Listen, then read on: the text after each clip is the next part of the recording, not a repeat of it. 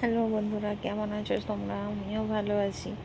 তো আমার বোন আমাকে দুটো মাছ দিয়ে পাঠিয়েছিল, ওদের পুকুর থেকে ধরা মাছগুলো আমি নিয়ে আসতেই সঙ্গে সঙ্গে কেটে নিতে বসেছি।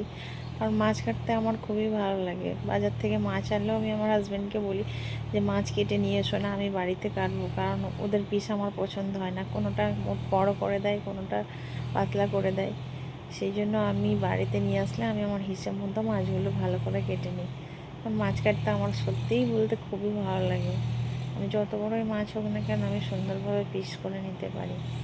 তো দেখো, ওদের পুকুর থেকে মাছগুলো ছিপে ধরেছে, আমাদের ভাই ছিপে ধরে আমাকে দিয়ে পাঠিয়েছে। এবং মাছগুলো আমি একটার পর একটা সুন্দর করে কেটে নিচ্ছি। দেখো, পিসগুলো ভালো মতো করে নিচ্ছি। ওদের পুকুরে একদম মাছগুলো ছিল খুব সুন্দর জ্যান্ত মাছ।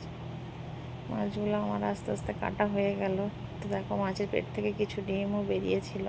তোমার বর বললে একটু রান্না করো, টাটকা মাছ খাবো। মাছের ঝোলও হয়ে গেল রেডি। বাই।